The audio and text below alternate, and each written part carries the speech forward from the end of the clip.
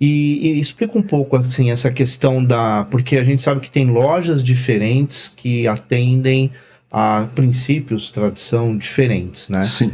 A que você participa e hoje está num papel de liderança é a grande loja maçônica brasileira que respeita o rito escocês, a tradição. Sim, nós temos o ritual escocês da Escócia, que ele se chama Craft, sim, mas também temos lojas que praticam o rito americano, que ele chama York, que é um rito mais militar.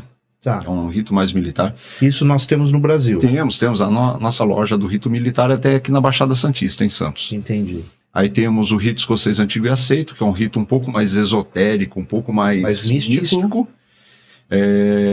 Aí temos o rito brasileiro, que é uma adaptação para o Brasil do rito escocês antigo e aceito.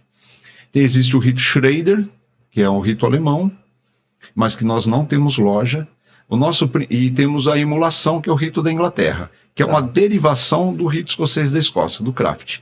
Ele migrou para a Inglaterra e virou emulação, mas é quase o mesmo ritual, pouca diferença um do outro. Tá.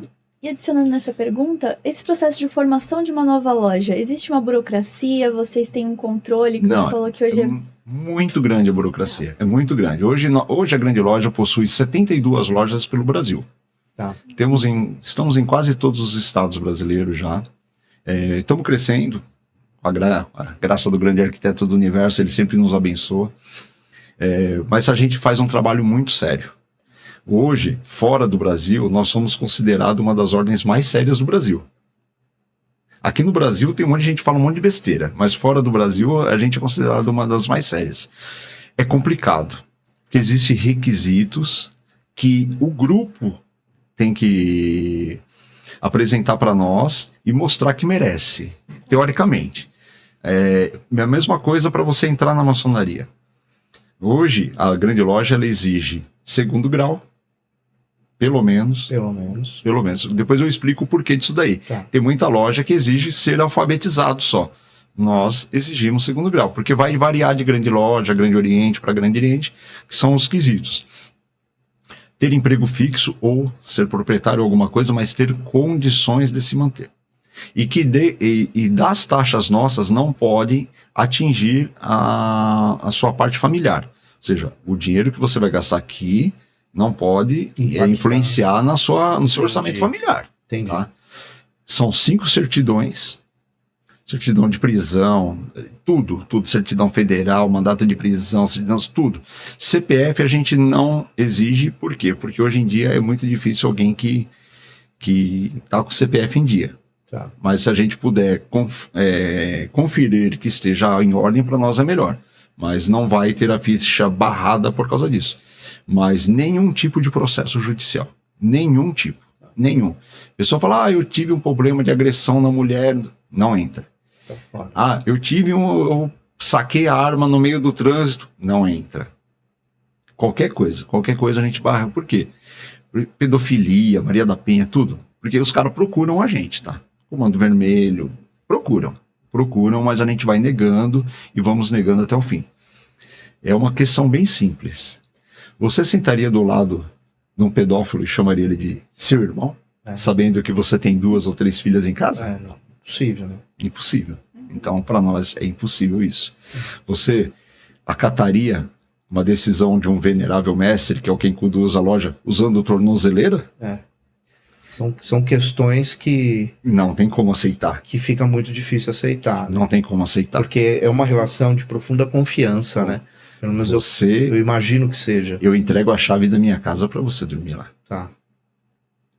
Então, é uma coisa muito complexa. É uma coisa muito complexa. Então, não que não aconteça, de vez em quando aparecer um doido aí e acontece, entendeu? Acontece. Mas a gente tenta minar o máximo possível, tá? Então, para entrar não é fácil, para fundar uma loja, você imagina você encontrar 10 pessoas com esse critério de bate pronto para falar, vamos começar um trabalho. Então. E ele já tem que ter grau. Tem, para você fundar uma loja, mínimo. Tem que ter pelo menos 7 mestres maçons, no mínimo.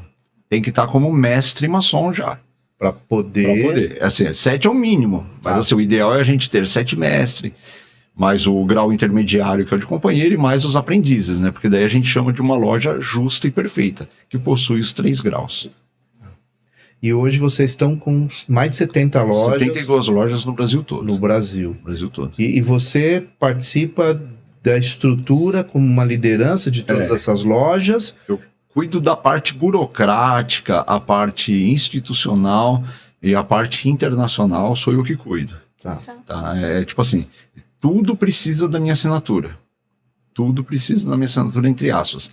Mas a gente delega poderes a outras pessoas que vão estar abaixo, mas a palavra final, entre aspas, seria minha. Mas a grande loja não trabalha assim. A grande loja trabalha democraticamente. Quando a gente vai tomar alguma decisão que seja necessário, um crivo de importância, a gente tem um pessoal que a gente vai comunicar e vai solicitar que a gente participe de uma reunião para discutir o tema e a gente como toma se fosse melhor. um conselho. Exatamente, porque senão se torna ditadura.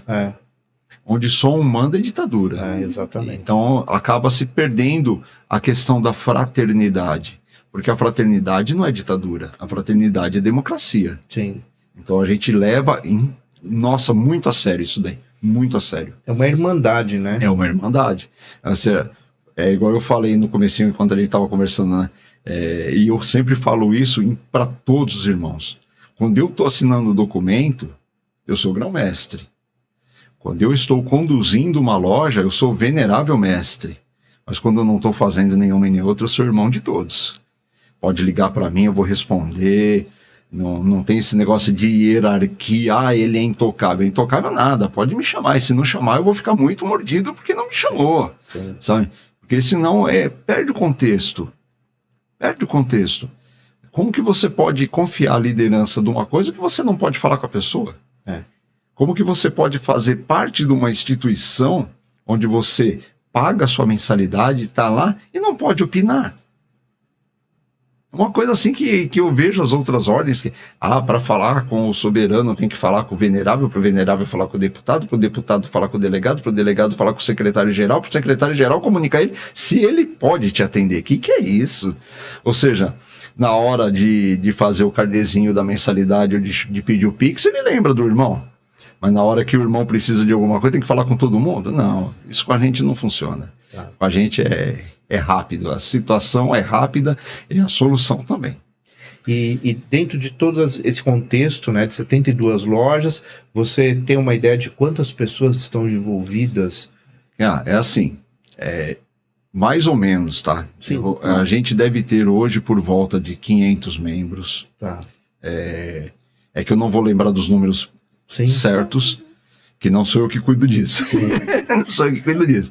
Mas assim, deve ter, desses 500, eu não sei quantos estão ativos, mas eu sei que está em torno de 500 a 600 membros, entendeu? Tá. É mais ou menos isso. Mas assim, é muita gente, é bastante gente.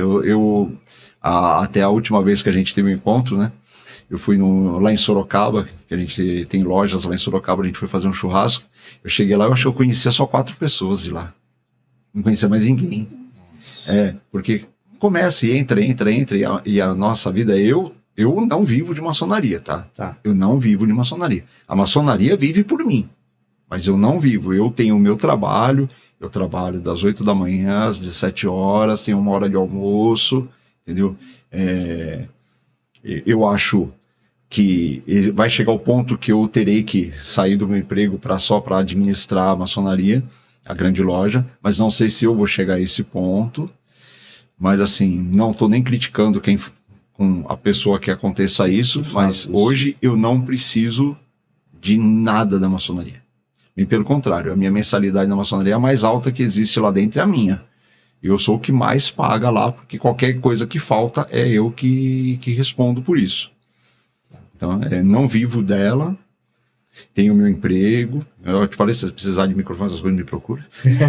Fazer meu jabá aqui. Então, mas essa é a verdade, tá? Eu acho que é igual eu falei, né? O meu são mais de 20 anos. Eu fui eleito.